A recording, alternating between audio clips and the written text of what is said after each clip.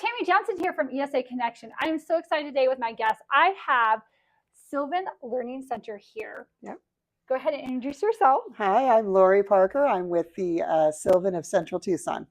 Awesome. And we're going to talk about reading, math, homework help, all things learning with those core academic subjects. So I just want to jump into it. So you guys have an outstanding reading program, and a lot of people, they come to you for reading, math, or homework help, but a lot of people come to you for that reading support. So my question here is reading gain possible if you have a learner who has dyslexia? Oh, yes. Oh, yes. We have actually currently have several students with dyslexia or dyscalculia. And Sylvan is fabulous in being able to figure out what works best for that child's learning. That's what we excel in, is being able to tailor the instruction to suit the child's needs. It's fantastic. Okay, so learners can gain with, if they have a dyslexia diagnosis, they can become a better learner. I think that's really important for parents to hear. So I'm reiterating that because we want parents to hear that even if your child gets diagnosed with dyslexia, they can make gains. Can they attain grade level reading abilities? Absolutely. Absolutely. Awesome. And of course, every child is different. So, so the length of time that it takes to get them to their grade level may vary. But absolutely, they can all attain grade level. So walk me through a little bit of the reading program that you guys have at Sylvan that helps them to obtain that growth and also grade level reading abilities. So for our young readers, for our beginning readers, we concentrate a lot on phonics, and we use very heavily phonics-based teaching for the little ones. For the older kids, one of the things that we have an advantage with is that we're able to review material. We're able to reteach material over and over again as many times as that child needs until they can grasp the concept. We can change things up. We can change the tutor, which will change the teaching style. Whatever it takes, we can accommodate and modify.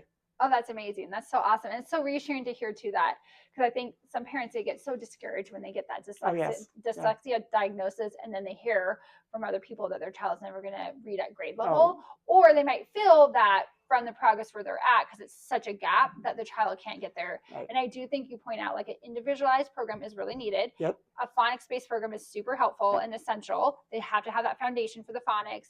And then also the growth and the gain is going to look different for every learner, and that's fine. That's okay. Yes, it is. But the potential is there. Oh yeah, all of our kids have that potential, and I really do think that it depends a lot on the relationship between the tutor and the student, as well as the material that's being instructed. Agreed. Super important. Absolutely, and I like that you're willing to switch the tutor if that's needed. Yes. I think I'm an outstanding special education teacher, but there's sometimes I'm just not a good match for that student, and it is what it is. And I think that's a really important heuristic to have, and your team members that are on your team for your learners academic team is for them to have that wisdom of, you know what, I'm not a good fit, but let's find someone who is. Right. Exactly. Absolutely. Exactly. And our material is set up in a large part. It's set up for instruction via the iPad, which also allows us to have seamless instruction. Even if we do change the tutor, they still have the material that's there. They don't lose anything by changing a tutor, because the material that was there is still there for them to work with. Wow, what a great program that you guys have. And you guys, Sylvan has been around for years. So you 45 years. 45 years. So that's 45 years of improving, of tweaking, getting feedback. Because you guys are very research-based. You take all your feedback and your growth and the data, and you improve your program every single year based on that. And that's really, I think, a key marker. And I believe you do that for your math program too. It's not just a reading program. So they're taking all the data from all their learners and revamping, improving, tweaking the reading program, and making sure it's really getting those gains for both math and reading. I think that's amazing. Yep. I think we have a really great program. I've been with Sylvan since 2012. I started out as a regular teacher and moved my way up. Oh my goodness, I gave up teaching classrooms for this because it's so much better. It really is just better. Oh, I love it. Look at that passion. That's what we want. That's what you want as a team member for your learner, is someone who's passionate about helping your child to achieve those that growth. So we talked a lot about reading instruction for learners who have dyslexia, right? So how does Sylvan's learning instruction look different for those who have dyslexia than neurotypical learners? And you kind of touched bases on this a little bit earlier, but I kind of want to dive deeper into that because there is some key changes that need to be made because the brain learning how to read is different for them. Yeah, we don't depend on one standard, one size fits all model. We can change things up. We can have the kids write things out by hand. We can have them use manipulatives to help them learn, give verbal answers, whatever, like I said, whatever they need that's going to help them feel successful and do better at what they're trying to do. Awesome. It's really modifiable. And I think that is key, is that you want to look for a program for about math and reading. You want to look for a program that is individualized and it's not a program that fits every child. Right. So I think that is key, especially for those who have that dyslexia diagnosis. So same question for math, but a dyscalculia diagnosis. Because I am a special ed teacher and I get a lot of people coming to me and saying, like, how does your math program differ? And it's going to look different for my child in dyscalculia. Like, what are those extra accommodations you're going to take into account for my child? Well, and dyscalculia is not as widely addressed as dyslexia is. But again, it's kind of the same thing that we do with reading. We our program is in small chunks, and so we can only teach that one little small chunk, and especially with the math, we can review that material. We can take it outside of the curriculum that's being given on the iPad. We can take it, we can put it on a whiteboard. We can put it on pencil and paper. We can bring in the manipulatives to show exactly what's going on. Anything that we can do to help them understand better, because it's not all about whether or not they can write down those numbers and come up with the correct answer. It's how they get there. Right. And we want to help them find the best way to get there. Yeah, absolutely. I know a big concern right now is learning during COVID, and we're seeing that impact now. So touch bases on that. Like, what is the impact you're seeing on learners that are coming to you? And have you seen an influx of learners needing more support because they were getting instruction during the COVID time? Yeah, it's been overall pretty horrible for the kids all the way across the board.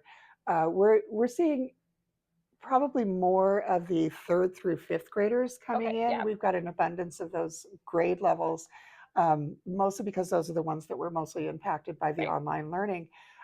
We see a lot of social skills, a lot of anxiety for testing, anxiety for meeting new people. So it's not just about the reading and writing, it's about the social end of it too, and they're having just a hard time. And we're finding that because we're small group instruction based, these kids they learn to socialize with their table mates and with their teacher, and they blossom and they open up and they become more relaxed and feel more successful. And once they start feeling successful, it kind of colors everything else that they're doing. So it sounds like, wow, I didn't even think of those areas being impacted, but you're seeing that the socialization and the test anxiety. Oh yes. So to address that, they kind of need to go backwards, because what's happening is they're going in big size classrooms and then they're not successful. And of course, those two areas, those social emotional areas, are going to impact obviously learning, right? Because it's all connected.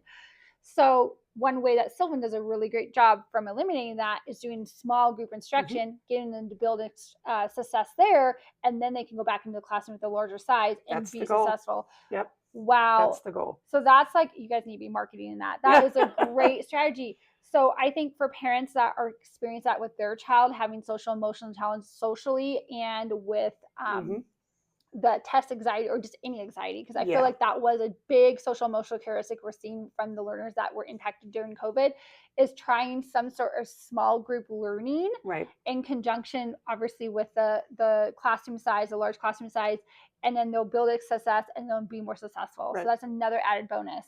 But it also goes for the homeschooled kids too. Oh, absolutely. Because they're generally in a more confined environment, and having them be able to come out into a small group which is not as intimidating, and learn how to interact with other Right. people and adults outside of their homeschool environment is also, Right. incredibly helpful for them. Absolutely, I agree with that. So again, my question is, so math for so many learners is such a struggle, right? And it seems impossible to get those gains. So how is math gains achieved? So the math gains, it's not just about the actual test scores. It's also about the processes that you use to get there, and the underlying pieces. The logical thinking is a huge piece. Being able to look at a problem, like a word problem, for example, and being able to pick out the right numbers to solve that problem. That's logical thinking. Okay. Being able to determine what process you're going to use to solve it. Those are huge pieces. Yeah, they are. Absolutely. And what we do is we help the child do that. We like I said, break it down into smaller pieces and attack each individual piece. Yeah. So that they can put them together later. So I heard breaking it down, teaching them how to go about logic. Yes. Think logically. And then also I think this was a key, processes. Yes.